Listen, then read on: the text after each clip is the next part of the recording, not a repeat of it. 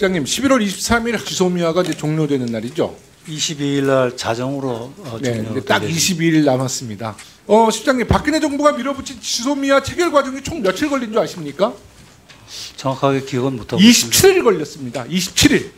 27일도 한 달도 안 되는 그 짧은 기간에 실무협의, 가서명, 법제처 심사, 차관회의, 국무회의, 총리 제가, 대통령 제가 및 서명까지 완전히 초속으로 됐습니다. 이 중대한 이 사건을 말이죠. 당시 박근혜 대통령 탄핵 정군과 지소미아 체결 일지를 나란히 놓고 한번 살펴보면요, 정말 기가 찹니다. 2016년 10월 27일 검찰의 국정농단 관련 최순실 의혹에 대한 특별수사본부가 설치됐거든요. 바로 그날이 지소미아 체결 논의 재개를 결정한 날이었습니다. 이후 5일간 청와대 압수수색 거부, 최순실 소환 조사, 긴급 체포 이런 일들이 정신없이 진행될 때예요. 국정농단으로 공백이 생긴 상황 속에 박근혜 정부는 국민의 60%가 반대하는 지소미아를 결국 11월 1일 한일 양국의 1차 실무 협의가 이루어졌습니다. 특히 한일 양국이 가서명한 날부터 법제처 심사, 차관회의와 국무회의, 국무총리 제거와 대통령 서명까지 소요된 시간은 단 9일에 지나지 않습니다. 그리고 한일 양국이 서명을 마치고 발효된 날짜가 11월 23일, 바로 박근혜 대통령 탄핵소추안이 가결되기 불과 16일 전입니다.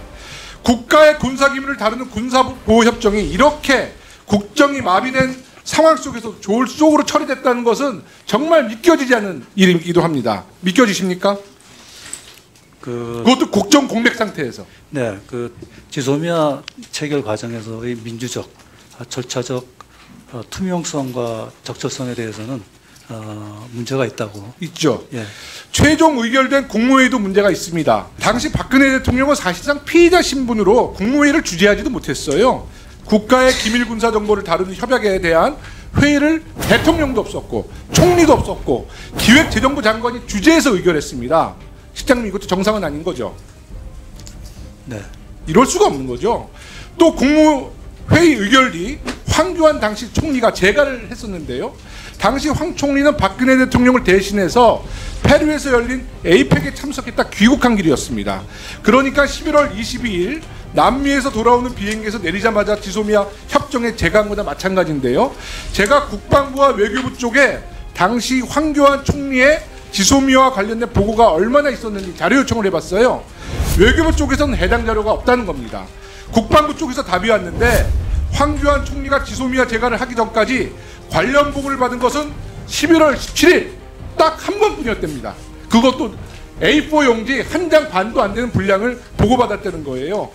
지소미아를 이렇게 졸속으로 처리한 분이 일본이 우리나라를 화이트리스트 배제하고 우리 정부가 지소미아 연장을 발표를 하니까 황 대표는 뭐라고 그랬냐면요, 백해무익하고 자해행위가 다름 아닌 결정이라는 황당한 주장을 일어났습니다.